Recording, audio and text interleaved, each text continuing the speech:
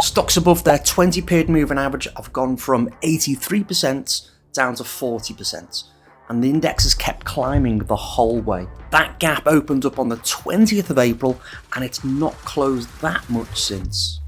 So what's driving this market higher? That's the big question on my mind.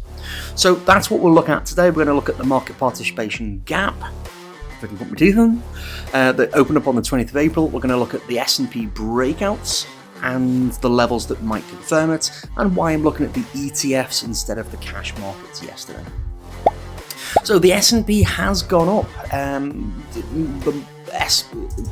Where do you start with this? The market is gapping high. Is this a bull flag? Are we going to rip higher? I've got to be bullish at this point. I'm having great difficulty from a personal viewpoint just buying into this rally, as we'll see in just a moment. The Nasdaq is also breaking out. Are we going to see the Nasdaq just nudge that new all-time high before the market tips over? We're already seeing the Dow not participating. It seems to be enjoying the bear moves that happen intraday and not participating in the bulls.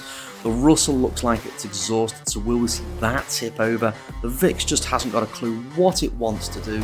It's up on the market rallies, it's down on the market rallies, which is what it should be, but it's just completely disjointed at the moment. So let's take a look at market sentiment for a change. So what we're looking at here is, on the right we've got the line chart of the S&P. At the top left here we've got the number of stocks as a percentage above their 50-period moving average. The middle chart is the number of stocks above the 20-period moving average, and the number of stocks above the 200-period moving average that are in the index. And you can find these for the Nasdaq and the Russell and the Dow separately, but it's a little bit clearer and cleaner on the S&P 500. So what I've got marked off is we have the April crashing upwards, and then around the 20th of April we do see the market continue to make new highs. But what we see on the corresponding number of stocks that are also participating, you'd expect to see the whole markets participating in the rally. But what we see, particularly on the 20-period moving average in the middle there, we see the number of stocks above the 20-period moving average from 83% down to just below 40, and right now it's kind of, well, the last several months it's been floating between 40-60, 40-60, 40-60. So the number of stock participating in the rally is absolutely minimal. And then, it kind of gets worse when we look at the 50-period moving average.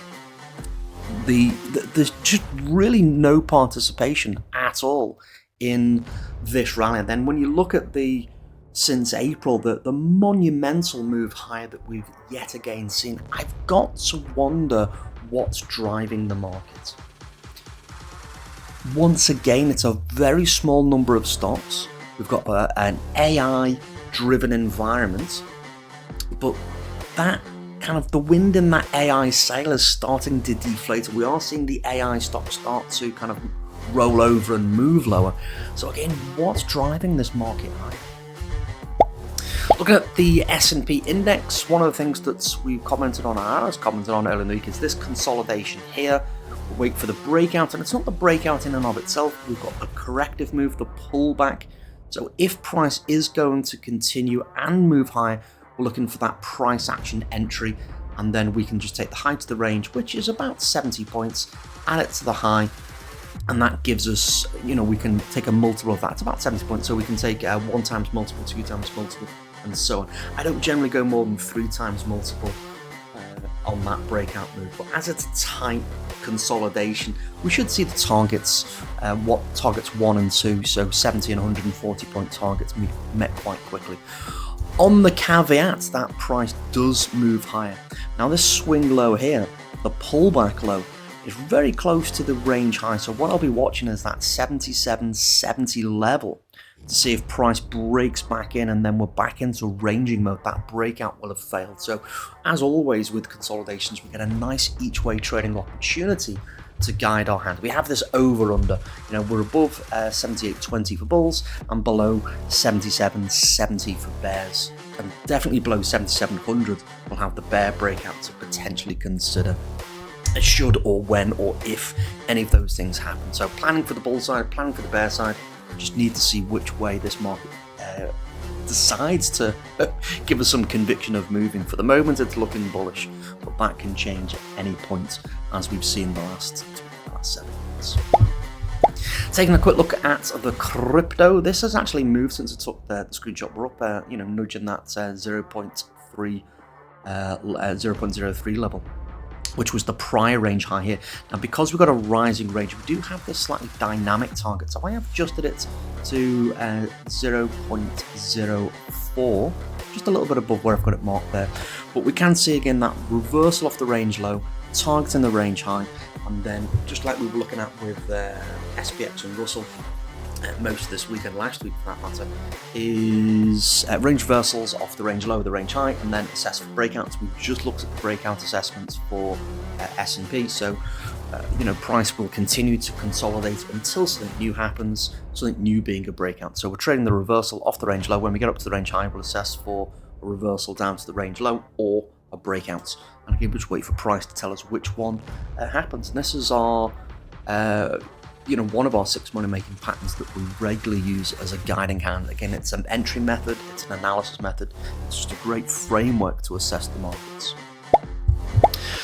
Over on looking at the premium popper setups, but looking at it from the point of view of the ETFs, I was asked a few questions about this, mainly on the Russell. On the cash market, we had this wide, to be fair, it was because we had this opening tick near the previous day's close, so we had this wide opening first bar on the cash index, but we don't see it on the Russell. So that means that we have this consolidation here, which breaks out later on in the day and gives you a nice bearish move. The breakout trades on SPY, same as the cash index, no difference there. It's just that rogue tick on the cash and the ETF. But again, lovely breakouts, rallies up to the highs there. Most of the members reported a profit. Nasdaq, again, we get the breakouts, pushes higher, meanders sideways. Again, you get your profitable trade. And on the Dow there, you get your breakouts, pushes lower quite fast, and then you get your profitable trade. So 4 for 4 on the ETFs. And again, the ETF on IW's case just highlighted the trade because that trade wasn't there on the cash index. Just because that wide opening range bar, because of that opening tick. So just keep an eye on the ETFs for a change, and just make sure that the data matches with the cash for the accurate setups and the breakouts. So I've been on the sidelines all week really, with my head nowhere in the game. The premium poppers have been still pulling the profits, whether we're looking at the cash index, whether we're looking at the ETFs. And one of the things that I always try to be is to never be smarter than the data. I am, especially when I'm not well, my brain's just not working. I have not just less brain today, I have no brain all this week, and that still means that we get some profitable trades. The couple of times that I have traded this week have been great, and it's just a lucky hapstance in fairness, just picking 1 or 2 days that were better than some of the other days. Again, that's just my poor health this week. Anyway, if you want to learn more about how to collect morning income, how to collect weekly income, head over to antivestor.com. There's a link in the description somewhere, and I'll see you over there.